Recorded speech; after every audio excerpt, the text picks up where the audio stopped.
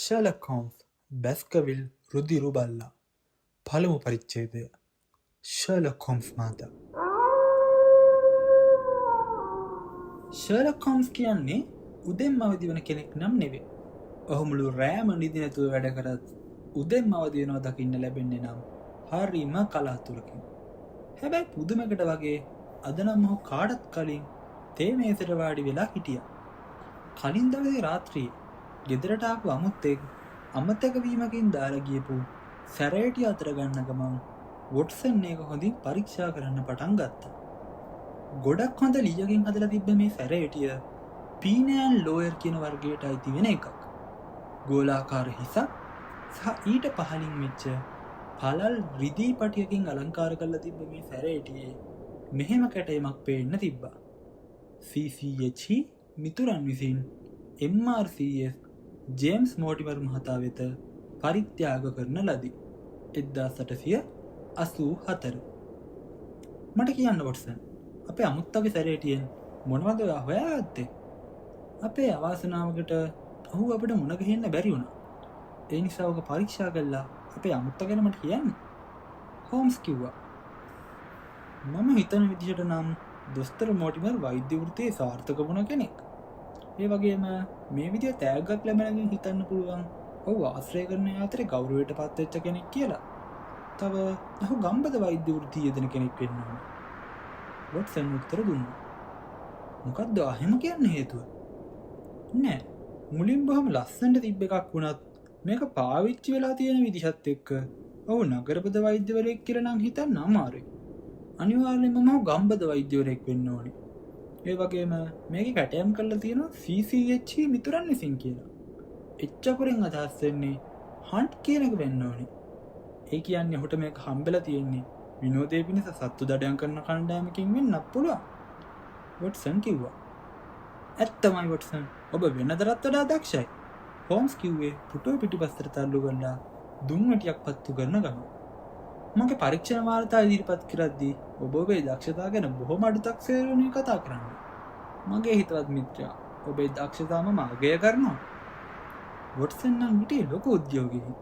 මොකද මීට කලින් කවදාවත්ම හෝම්ස් ඔහුව මෙච්චර වර්ණනා කළේ නැහැ. ඊළඟට වොට්සන්ගේ අතින් සැරේටිය අතට ගත්ත හෝම්ස් සූක්ෂම ලෙස ඒක පරීක්ෂා කරන්න පටන් ගත්තා.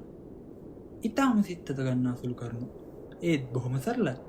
මට කියන්න කනගාටුයි වොට්සන්, ඔබේ නිගමන තරමක් වැරදි සාකතයි. ඒත් මේ වෙලාවේ ඔබ සම්පූර්ණයෙන්ම වැරදිත් නෑ.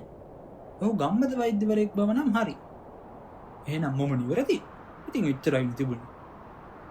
නෑ වොට්සන්, හෝම්ස් කිව්වා. ඊට වඩා හුඟක් කාරණා තියෙනවා. උදාහරණයක් විදියට වෛද්‍යවරයෙකුට තෑග්ගක් ලැබෙනවා නම් ඒක රෝහලකින් වෙන්න පුළුවන්. දඩයක්කාරයන්ගේ සංගමයෙන් ලැබෙනවට වඩා. ඊළඟට රෝහලේදීකින් CC අකුරු දෙක තියෙනවා නම් ඒක චාරින් ප්‍රොසස් පිල් වෙන්න ඕනේ. ඔබ කියන දේ හරි ඇති. කලින් තිබුණු උද්‍යෝගය නැති වුණත් ඔළුව වන්න ගම වොට්සන් එකට එකඟ වුණා. ඒ විතරක් නෙවෙයි, මේ වගේ තෑග්ගක් පිරිනමන්නේ මොන වගේ වෙලාවකටද? අපිට හිතන්න පුළුවන් එක දෙයක්. දොස්තර මෝටිමර් චාරින් ක්‍රොස් රෝහලේ සේවයෙන් අස් වුණා. ඒ පෞද්ගලික වෛද්‍ය සේවයක් කරපන් හිතාගෙන. ඔහුට මේ තෑග්ග හම්බුනේ නගරයේ රෝහලෙන් අස්සලා ගම්බද වෛද්‍ය සේවයට යද්දි වෙන්න පුළුවන්. එහෙම නේද? ඔව් ඇත්තටම ඒක නම් වෙන්න පුළුවන්. වොට්සන් පිළිතුරු දුන්නා. තවදුරටත් කල්පනා කරොත් ඔහුට මේ රෝහලේ ස්ථිරපත් වීමක් තිබුණා වෙන්න බෑ. එහෙම තිබුණා නම් ඔහු කොහොමදත්ම පෞද්ගලික වෛද්‍ය සේවයක් පටන් ගන්න ගම්බද පළාතකට යන්නේ නෑ. ඒ වගේම ඔහු කරුණු කාරණා පහසුවෙන් අමතක වෙන කෙනෙක්. තව ඔහුට සුවතල් බල්ලෙක් ඉන්නවා වෙන්න ඕනේ. ඌ මැස්ටිෆ් වර්ගයේ බල්ලෙකුට වඩා පොඩි. ඒ වගේම ටෙරිය වර්ගයකට වඩා නම් ලොකු එකෙක්. හෝම්ස්ගේ නිගමන කෙරෙහි වොට්සන්ට ලොකු විශ්වාසයක් පේන්න තිබුණේ නැහැ. ඔහු මෙහෙම ඇහුවා.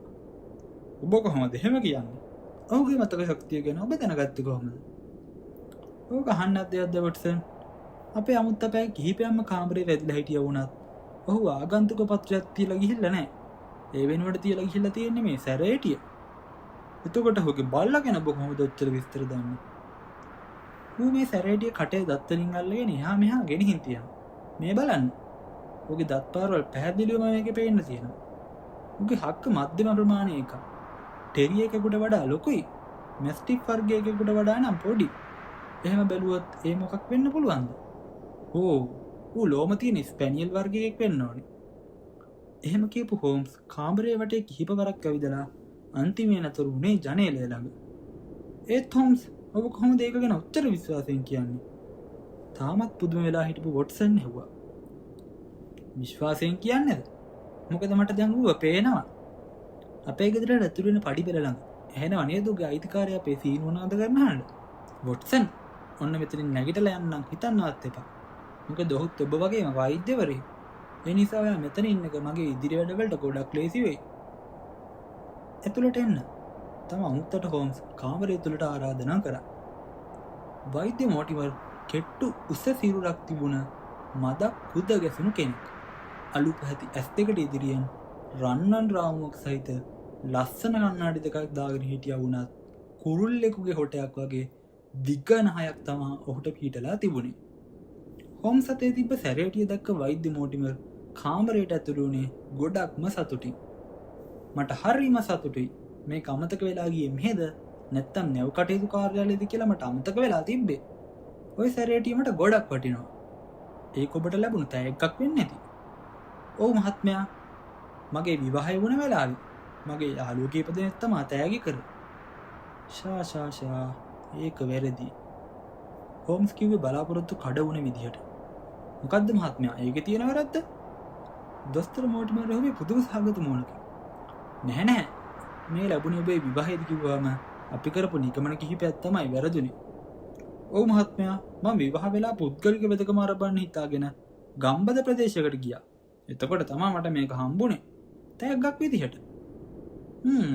බලාගෙන ගියාම අපිට ඇත්තටම වැරදිලත් නැහැ. හෝම්ස් පිළිතුරු දුන්නා. මම මේ කතා කරන්නේ ෂර්ලොක් හෝම්ස් මහත්තයා සමග නේද? ඔව්. මම තමයි ෂර්ලොක් හෝම්ස්. මේ ඉන්නේ මගේ මිත්‍රයා වෛද්‍ය වොට්සන්.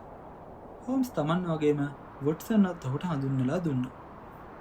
ඔබ දෙදෙනාම හමුවීම මට ගොඩක් සතුටුයි.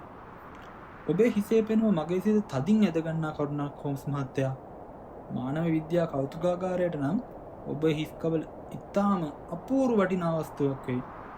කවදා හරි දවසක ඒක ලැබෙනකම් හිස් කබල අනුරුවක් හරි ලැබෙනවා හරිම ප්‍රයෝජනවත්. නරක හිතකින් කියනවා කියලා හිතන්න එපා. ඔබේ හිස් කබල ගැන මගේ හිතේ ඇති වුණේ ලොකු ආශාවක්. මෝටිමර් මහත්තයා, ඔබ මගේ නිවසට ඇවිත් මට කරේ ගෞරවයක්. හැබැයි ඔබ ඊයේත් අදත් දෙකේම මෙහි ආවේ මගේ හිස් කබල පරීක්ෂා කරලා බලන්න නම් වෙන්න බෑ. නැහැ මහත්මයා, මෝටිමර් කිව්වා. ඒක මට ලැබුණු අමතර වාසියක්. මට ගොඩක් අසාමාන්‍ය බරපතල ගැටලුවකට මුහුණ දෙන්න වෙලා තියෙනවා. ඒක විසඳ ගන්න තරම් ප්‍රායෝගික මනසක් මට නැහැ. ඒ නිසා තමයි මම ඔයාව හොයාගෙන ආවේ. හොඳයි මෝටිමර් මහත්තයා, මගේ උදව් බලාපොරොත්තු වෙන්නේ මොන වගේ ගැටලුවක් සම්බන්ධයෙන්ද? බැස්කවිල් රුධිර බල්ලා දෙවෙනි පරිච්ඡේදයෙන් හම් වෙනතුරු ඔබ සියලු දෙනාට සුබ දවසක්.